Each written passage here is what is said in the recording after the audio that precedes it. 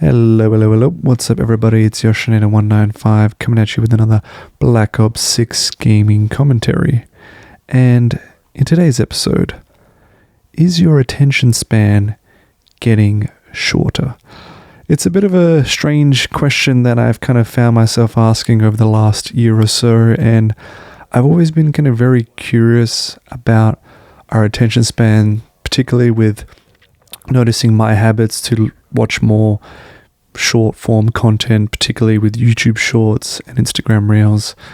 And I've kind of been hearing a lot this technology, the environment these days, it's terrible for the kids, and everything's just the algorithm is perfectly tuned for you to be really focusing on high density short form content that just are dopamine hitters. And for the most part, I kind of have always agreed that was the case, and I always wanted to be look, I can't keep doing this. I would just wake up and it would be part of my routine where I would literally need to watch 15 minutes of shorts from Instagram and YouTube, and then I'd kind of been that was the way I started my day. It helped me kind of wake up, and I was just man, I'm tired of waking up like this. Is there a better way to get out in the morning?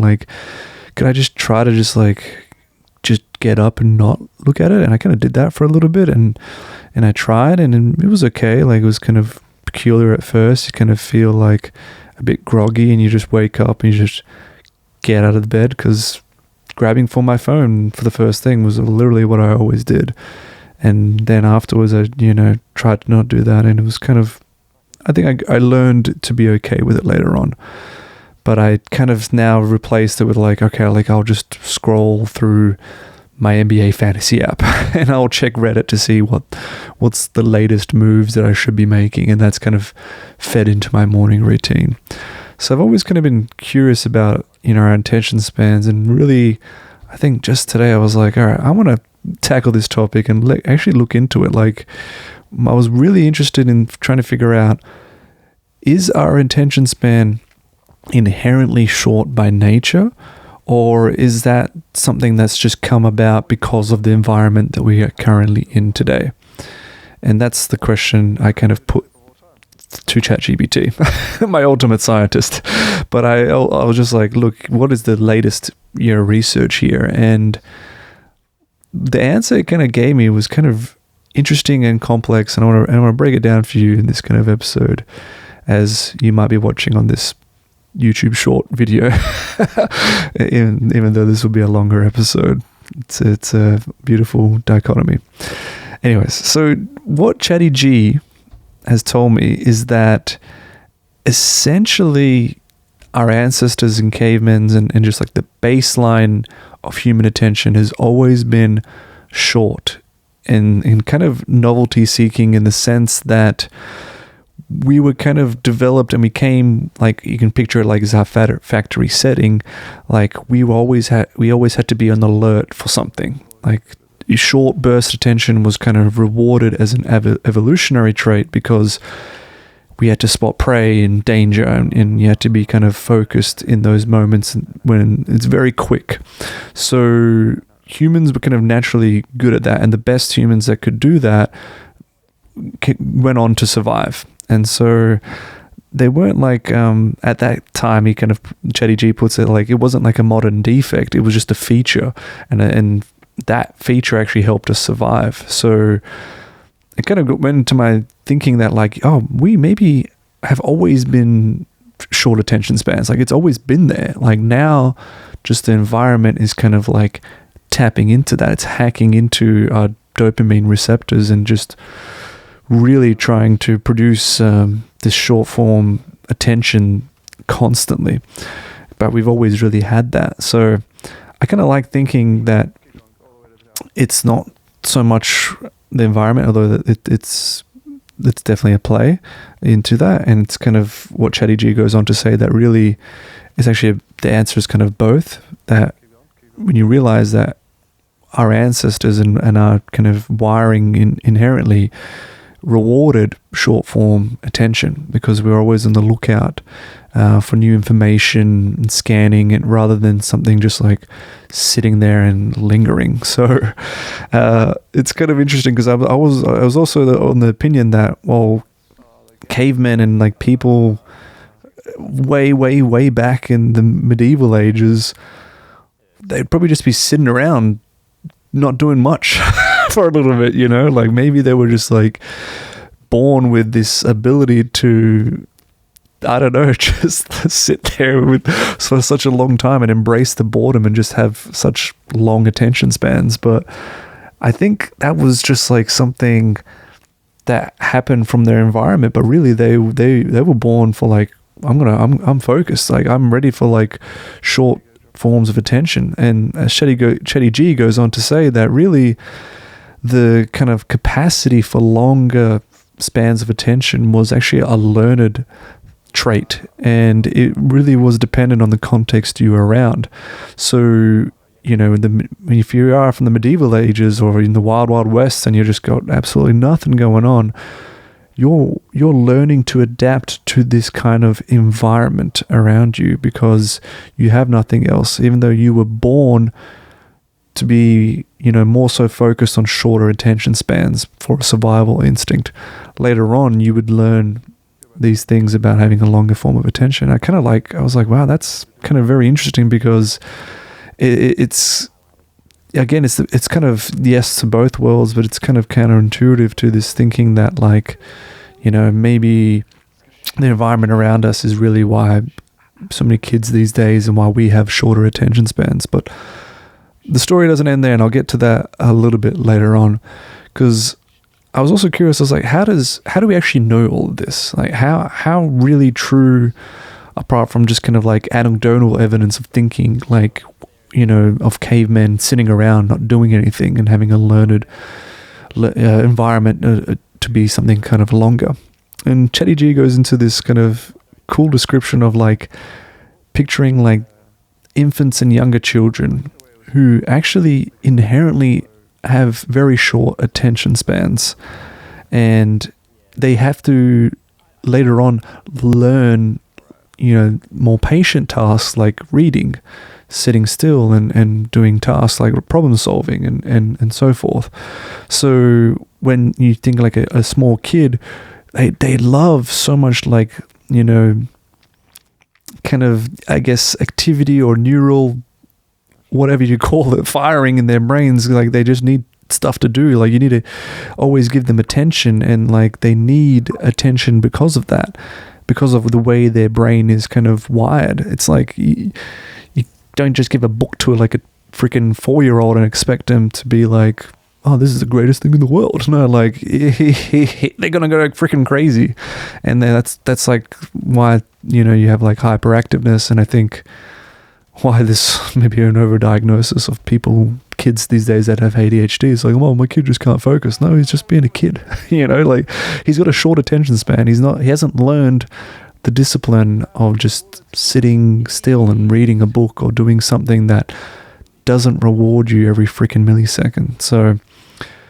I was like, wow, that's kind of like so, it feels so true to me. And then, you know, the counterpoint that Chetty G adds is that you could argue that modern kids are overstimulated, but they say that even in low stimulation environments, children, they always start with this short attention span and then gradually learn to extend it. And he equates this analogy like that short attention is like walking. It's something that we do naturally, and we kind of learn how to, you know, we crawl first, but we learn, you know, first with our short attention span. But to do something like handwriting, that needs practice and coaching and technique, and that's the longer form where you have to kind of adapt to it. And supposedly in different cultures where they've examined, well, I have to go into where this is exactly from, but Chetty G says that in cultures with fewer screens, more repetitive manual work kind of routines and slower daily rhythms, they still have evidence that people are like getting distracted by new things, and that they seek something new always, something like that's always, novel and interesting and entertaining, and that they still require longer training to get longer focus, things in the example being like religious study and craftsmanship. So you can picture like, cultures where like religion is such a big part of their upbringing, and kind of educating kids about it and conditioning them to kind of like, okay, we're going to do, hours of prayer or hours of, studying of the religious text, and not always being like, go, and play with different toys and watch different cartoons. It's like different kind of forms of training for their attention. And it's like, okay, that's so interesting to think that like even in environments where there's not like TikToks and Instagram reels and YouTube shorts, that you still see people like getting distracted by like a different kind of stimulus.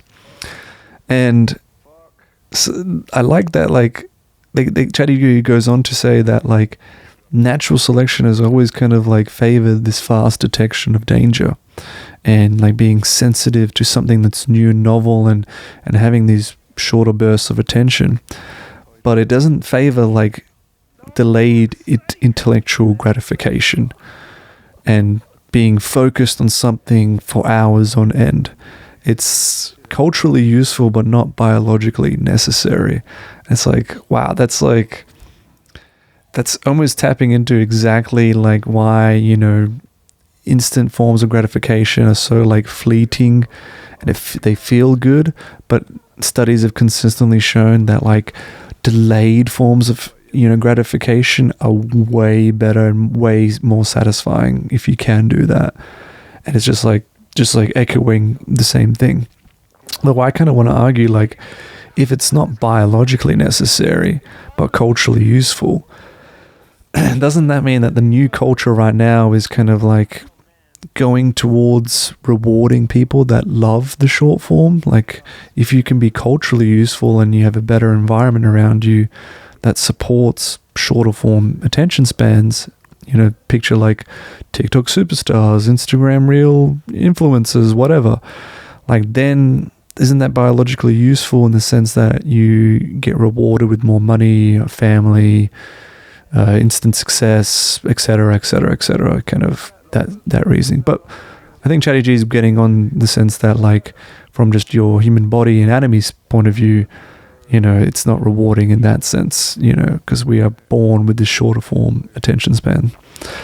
So ultimately, I'm just like, if you feel like your short, form of attention is getting kind of, being a problem for you, one, don't feel too disheartened, because from everything I know about it, it looks like you're actually born with that kind of wiring, latent wiring, if you want to say, from a start.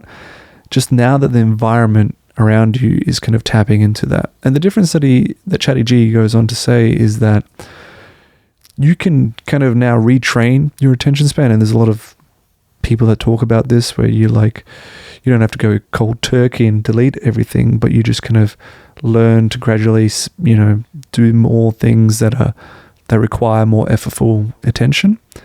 And that's what the ChatGPT is saying, that you can now like train this kind of, attention span part of your brain to just enjoy those more so, because the environment around you decides which mode becomes the default. Is it the short attention span that's just driven by so many wild new things that happen in an instant, or is it the longer sustained ones that are potentially more boring but ultimately potentially more rewarding?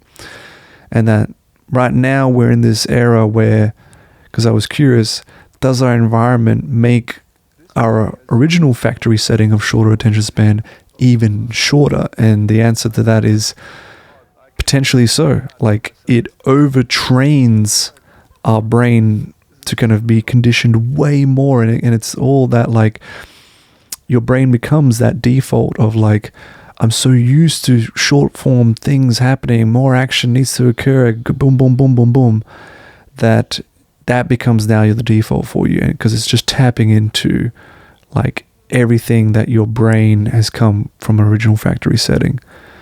And I think I saw something like some film students in New York University now no longer feel capable of being able to watch movies or sit through a movie the entire time. It's just like more evidence to the fact that the new generation's coming through. And you can even watch new movies today. On one side, you can see how the action has been like completely turned up to a ridiculous 10th degree, and so much is happening, which is great. But two, the reason why that's the case is because we don't have that attention just to sit through movies from, say, like the 80s or even the 70s, which were just longer and less was happening in terms of flashy cuts and story action. It was kind of more slow burn, would you say? But that's just, to me, it's just like, it's just so crazy to think that film students can't even sit through movies today. And I'm curious to see what the future of movies is going to be like. But ultimately, to wrap it all up, I think if you are curious about, helping out your attention span, just like I am, because I really don't like myself afterwards for it, because it just feels like such a waste of time, and I feel like a little monkey just tapping on the screen, swiping up and down, waiting for a new video to come through. It just feels so moronic to me. The good news is that you can train it in the sense that, begin to learn different environments that kind of expose you to longer forms of focus and attention that's required. But again, don't be too hard on yourself, because a short attention span isn't necessarily a bad thing. And I, quote unquote, do like them in short bursts.